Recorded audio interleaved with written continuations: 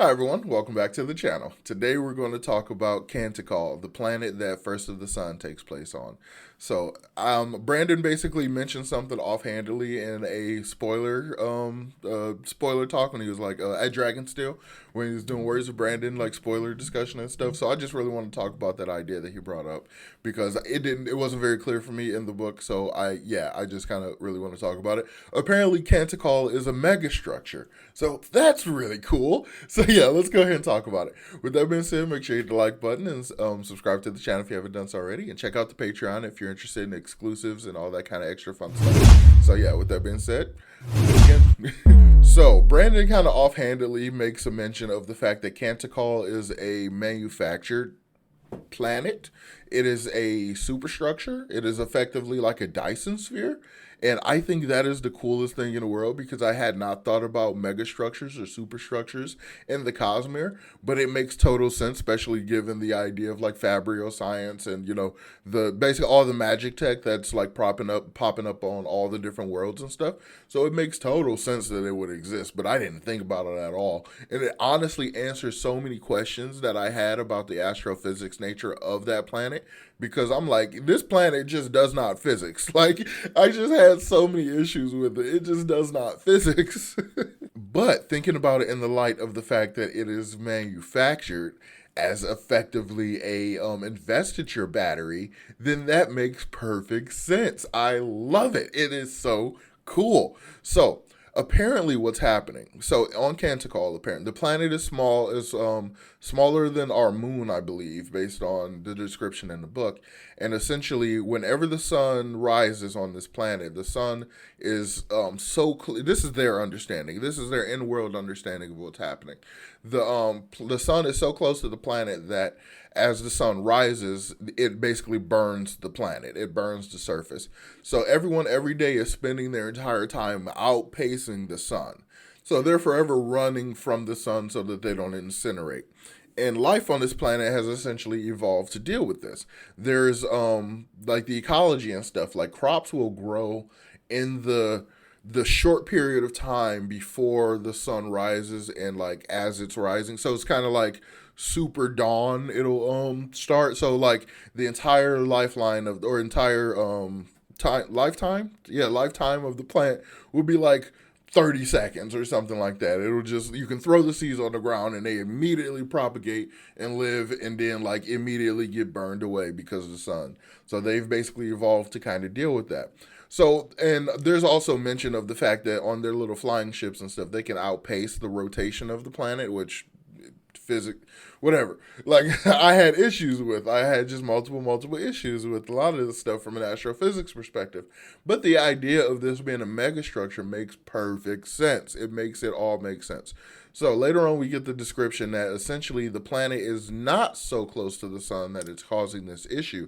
It is closer than, would be typical, but it is not so close that it's causing this issue. What's causing this burning of the surface issue is the interaction between the investiture that is coming from the sun and its method of transfer through the physical planet going to the core. So apparently Canticle is essentially a type of Dyson sphere that is a energy absorber that is like a battery. So it is in the orbit of the sun that's highly invested that like lets off a lot of investiture. So as the planet is rotating, is orbiting that sun, it's pulling in the investiture as it hits what is essentially sunrise. But when that investiture is pulled, it's pulled so quickly from the atmosphere all the way to the core of the planet that that friction between the planet, the atmosphere, and all of that stuff, it causes major friction, which ignites into that fire. So it's literally the transfer of that energy from beyond the atmosphere, and through the ground into the core of the battery that is the planet that causes that firestorm. And I think that is so incredibly fascinating because it makes total sense because basically energy transfer, energy is heat, is fire effectively. So it all like translates to itself, like it all completely works. So I love this idea that the entire planet is a megastructure that is clearly harvesting investiture. But what is a more fascinating question is why? Like, who did it? Who built it? Why is it there? What's the purpose? I am so here for it. Like, I am so fascinated by this. Like this idea, like who in the cos? I mean, it's got to be dragons, right? Who else is so Cosmere aware and just so badass and so cool? Like it has to be like a group of dragons. But Brandon also may mention that there are multiple other superstructures in the Cosmere, a bunch of which we haven't encountered or know anything about, and some probably haven't even been built yet, but will be built around the Threnody timeline. So I'm wondering like what? I mean, I guess, but Canticle is old enough. Well, given the time period we're in when for Sunlit Man takes place, this and the Night Brigade is around. So yeah, this is past the Threnody timeline. So that means that this could have been done by Threnodites. Actually, it almost makes perfect sense. Oh, that's a little. It's almost disappointing how clear it is when you think about it, because yes, the people on Canticle are basically cousins of the Threnodites, and the Night Brigade are definitely Threnodites that are chasing Nomad, and the only way in which you'd get a bunch of Threnodites on a planet that's not Threnody, and most of them not even know why they're there, is probably because they're descendants of the people that built the superstructure. So that's kind of interesting. So, okay, I guess that answers one question. So the Who is almost definitely Threnodites, ancient Threnodites, set it up, built it, and left what is essentially a colony of people there to effectively protect it. So that seems really, really cool and interesting. But again, the purpose of why. So this has to have something to do with what's going on in the, greater timeline further down, when everybody is world hopping and everybody is, got FTL travel and they're just literally planet going. And like we're actually getting into the, universal war. So it's got to have something to do with that, right? So of course, if that war is going on at that scale, at that level, at that time, then you would probably need just a ridiculous amount of investiture. So this is probably the equivalent of an investiture Dyson sphere. So it makes me wonder, is this like Silverlight gathering it? Is this a coalition of dragons gathering it? Is this just the people of Threnody gathering it? Are they gathering it for who's their god? Autonomy, whichever god rules over autonomy, over Threnody and stuff like that, or was that just the one that has multiple avatars? I don't remember. But like, is it being done for a shard? Is it been done for a collection of mortals? Is it been done for so the equivalent of fused? Is it like Dark Dalinar setting this stuff up? Like, what's happening? Like, who is doing this? And considering Brandon did mention that there's multiple other ones, I can't remember what he called it. He had a name for it. I can't remember, but it was another one that's like apparently sounds like it's just this big one. But I honestly think it would be something like Silverlight, even though Silverlight is in the cognitive realm, so it wouldn't really need to be a space station. But that's kind of how I always pictured it.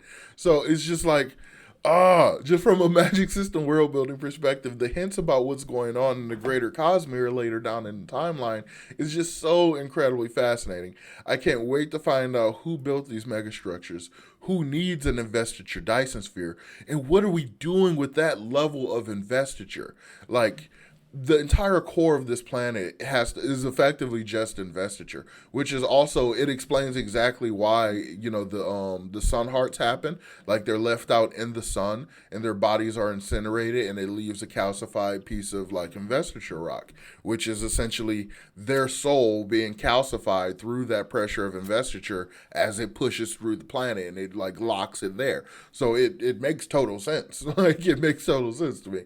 Like I just love the way in which like it all kind of folds into itself. It kind of all works together. Like Brandon uses a lot of these very consistent rules that will just play out over and over and over, and I just really love that. I think it's really, really interesting.